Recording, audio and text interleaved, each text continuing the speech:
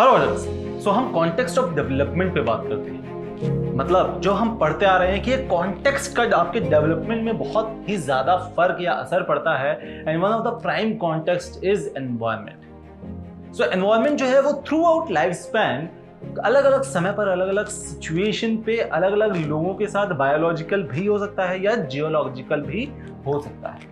सो ये सारे एनवायरनमेंट जो है लाइफ स्पैन पे लोग फर्क पड़ता है आपकी डेवलपमेंट में। इसे यूरी ब्रॉनफ्रेंड ब्रेनर ने कॉन्टेक्सचुअल व्यू ऑफ डेवलपमेंट समझा। सो अब ये जो यूरी अंकल है, इन्होंने क्या कहा कि आपके थ्रू आउट लाइफ में कुछ अलग अलग सिचुएशंस होती हैं और उस सिचुएशंस को एक डिजाइन या एक डायग्राम के रूप में प्रेजेंट किया।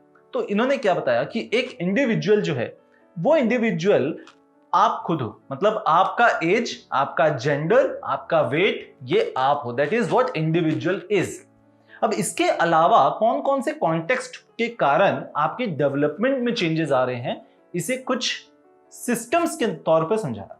सबसे पहला चीज समझाया इन्होंने micro system. So micro system में ये बोला कि यार आपके एनवायरनमेंट में आसपास कितने लोग हैं, किस तरीके के लोग हैं जो आपको डायरेक्टली या इनडायरेक्टली इन्फ्लुएंस कर रहे हैं। That is micro system of area, जहां जिनके कारण से आपकी डेवलपमेंट में फर्क पड़ रहा है। सो माइक्रो सिस्टम में आपकी फैमिली आ गई, आपके स्कूल आ गए, हेल्थ सर्विसेज, आसपास का किस तरीके का एरिया है, वो सारी चीजें आ जाती हैं। माइक्रो सिस्टम के बाद हम सीधा समझते हैं पहले एक्सो सिस्टम। सो एक्सो सिस्टम का मतलब कि ऐसे लोग जो डायरेक्टली आपके कनेक्शन में नहीं है, इनडायरेक्टली आपके कनेक्शन में है और वो आपकी डेवलपमेंट में कुछ ना कुछ असर कर रहे हैं। Neighbourhood, work place, friends and so on. अब समझते हैं एक्सो और माइक्रो के बीच में है मीजो सिस्टम। सो मीजो सिस्टम का मतलब कि आपका माइक्रो सिस्टम वाले लोग आपके एक्सो सिस्टम वाले लोग से किस तरीके से रिएक्ट कर रहे हैं। सो आपके माइक्रो सिस्टम में आपके पेरेंट हैं, आपके एक्सो सिस्टम में आपका स्कूल है, आपके टीचर्स हैं, आपके नेबरहुड है। आपके पेरेंट आपके प्रिंसिपल या आपके टीचर के साथ किस तरीके का बिहेव कर रहे हैं, नेटवर्क कैसा कर रहे हैं, उससे आपके डेवलपमेंट में फर्क पड़ेगा। That process is known as meso system. So for example, एक घर है जहां पर पेरेंट ये बात कर रहे हैं कि यार स्कूल लूट रहा है, स्कूल बहुत ही बेकार स्कूल है, लूटने के लिए देख रहा है, सिर्फ पैसे कमाने के लिए एक जरिया देख रहा है, एंड सो ऑन। धीरे धीरे धीरे धीरे आपका जो डेवलपमेंट है, जो आपकी थॉट प्रोसेस है, वो भी उस तरीके की बनेगी। अगर आप किसी ऐसे एनवायरनमेंट में रहते हैं जहां आपके माइक्रो सिस्टम, पेरेंट या फैमिली, आपके एक्सो सिस्टम, नेबर, इनके बीच में झगड़ा या लड़ाई होते रहती है हमेशा, इसका जो आपके ऊपर असर पड़ेगा, उनके कनेक्शन का जो आपके ऊपर असर पड़ेगा, that system is known as meso system. ठीक है, now let's understand macro system. तो जब हम एक्सो सिस्टम से बाहर निकलते हैं, हम मैक्रो सिस्टम की बात करते हैं। मैक्रो सिस्टम मतलब आप एक ऐसे एनवायरनमेंट में रह रहे हैं जिसकी एक आइडियोलॉजी है, एक कल्चर है, एक रिलीजन है। अगर आप किसी भी धर्म को मानते हैं, किसी भी रिलीजन को मानते हैं, उस रिलीजन में एक ऐसा व्यक्ति होता है जो बहुत प्राइम इंपॉर्टेंस होता है। फॉर एग्जाम्पल, अगर आप हिंदू धर्म में हैं तो आप कृष्ण या राम जी को मानते हैं। अगर आप मुस्लिम धर्म में हैं तो शायद आप मोहम्मद को मानते हैं। क्या आपने इन लोगों को देखा है कभी फिजिकली? क्या आप इन लोगों को देखा है आपने?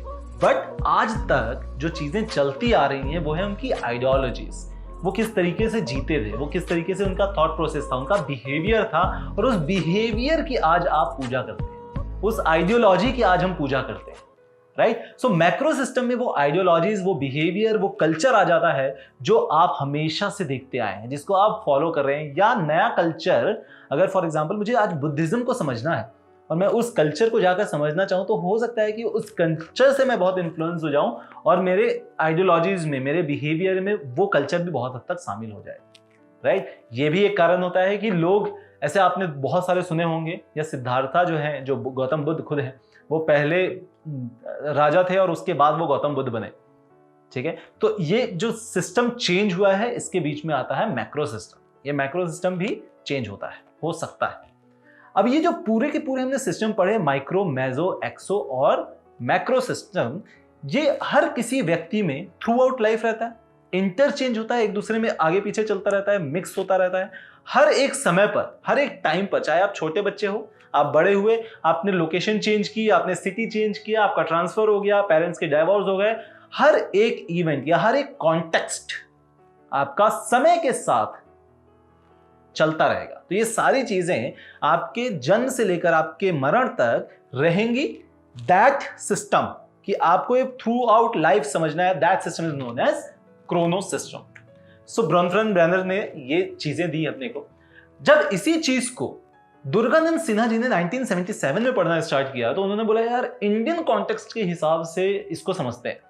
तब उन्होंने क्या दिया, उन्होंने दिया ecological model of understanding the children in Indian context. So Durganand Sinha ji ने इस कॉन्सेप्ट को बहुत इजी वे में प्रेजेंट किया इंडियन कॉन्टेक्स्ट के हिसाब से। तो इन्होंने ये कहा कि ठीक है, बहुत सारे सिस्टम्स थे यूरी के अंकल के उसमें, बट यहां पर हमने उसे दो पार्ट में दिया, अपर एंड विजिबल लेयर, दूसरा सराउंडिंग लेयर।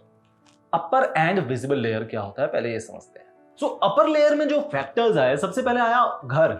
आप किस घर में रहते हैं, आपके घर में कितने लोग हैं, इन्वायरमेंट कैसा है घर का, क्या सारी जॉइंट फैमिली रह रही है या न्यूट्रल फैमिली रह रही है, ये आपके अपर लेयर पे आता है। तो इससे आपकी डेवलपमेंट में बहुत फर्क पड़ जाता है। दूसरा जो विजिबल लेयर या अपर लेयर में आता है वो है nature and quality of schooling, facilities that being provided to students. मतलब कि किस स्कूल में आप जा रहे हो, वहां पर आपको किस तरीके की फैसिलिटी मिल रही है। एक स्कूल है सरकारी स्कूल जहां पर टीचर भी नहीं आता या टीचर से क्रॉस क्वेश्चन कर दो तो उसको क्वेश्चन के आंसर नहीं पता होते, और वहीं दूसरा एक बहुत अच्छा वेल स्टैब्लिश्ड कोई डीपीएस है, किसी टाइप का स्कूल है जहां पर सारी एमिनिटीज हैं, सारी फैसिलिटीज हैं।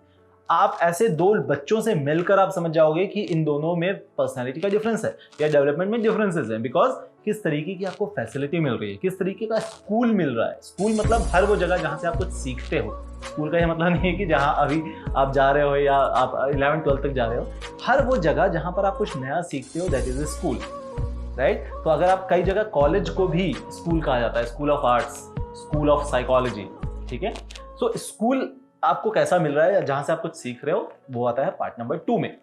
तीसरा फैक्टर जो अपर लेयर में आता है वो है आपकी संगत। So nature of interactions and activities from childhood with your peer group. मतलब कि आपकी संगत कैसी है बचपन से, आप किन लोगों के साथ उठना बैठना आपका हो रहा है, आपकी संगत कैसी है, उसका आपके डेवलपमेंट में बहुत ज्यादा फर्क पड़ता है। और इस कारण से आपके और हमारे पेरेंट्स जो हैं वो बोलते हैं कि यार ये दोस्त से दोस्ती मत करो, अच्छे दोस्त बनाओ, जो ज्यादा पढ़ाई लिखाई में रहता है उसको दोस्त बनाओ, जो ज्यादा गुंडेगर्दी में रहता है उसको दोस्त मत बनाओ, इसके साथ मत घूमो, इसके साथ घूमो, and so on, because they understand कि this is one of the primary important factor और visible layer when it comes to development.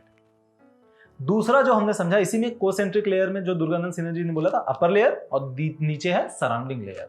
तो सराउंडिंग लेयर में क्या आया, जैसे कि आपकी ज्योग्राफिकल एनवायरनमेंट हो गई कि आप रशिया में रह रहे हो या इंडिया में रह रहे हो, तो आपका मैक्रो सिस्टम चेंज हो गया, आपकी आइडियोलॉजीज चेंज हो गई, आपका कल्चर चेंज हो गया, ठीक है।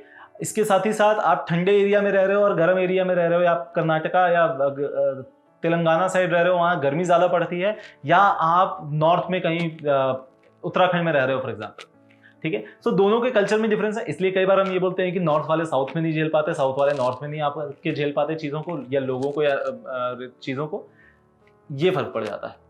दूसरा सराउंडिंग फैक्टर में आ जाता है तो इंस्टीट्यूशनल सेटिंग्स जो मिलती है, जो आपको कास्ट में मिलता है, जो आपके रिलीजन में आता है, वो इंस्टीट्यूशनल फैक्टर्स हो जाते हैं, ये आपके सराउंडिंग लेयर्स में आते हैं, जो जनरली हमने ब्रॉनफेनर्स के मैक्रो में पढ़ा। तीसरा सराउंडिंग में आ जाता है general amenities provided to children like water, electricity, खाना, ठीक है। तो एक नॉर्मल से शहर में अगर आप रह रहे हो, आपके फादर अगर या मदर आपके अच्छा कुछ कमा रहे हैं, तो वहां पर उनके रहन सहन या बेसिक एमिनिटीज जो आपको मिल रही हैं, तो आपके लिए बेसिक एमिनिटी हो सकती है iPhone 13, राइट। वेयर अगर कोई अफ्रीका में रह रहा है तो उसके लिए बेसिक एमिनिटी जो है वो खाना हो सकता है, साफ पानी हो सकता है, राइट। तो किस तरीके से आपको सराउंडिंग में ये चीजें मिल रही हैं, that is prime importance when it comes to your development. So these are the context of development, कि किस टाइप के कॉन्टेक्स्ट से आपके डेवलपमेंट में क्या फर्क पड़ता है, by Urie uncle and Durganand Sinha ji, right. Now next video में अब हम बहुत अच्छे से समझने वाले हैं कि एक बच्चा जो इन्फेंट होता है या जो प्रीनेटल बच्चा होता है, वहां से लेकर ओल्ड एज तक डेवलपमेंट में क्या क्या चीजें आती हैं, किस तरीके से इसको समझेंगे, अपन बहुत आराम से समझेंगे, ठीक है। तब तक के लिए बाय बाय।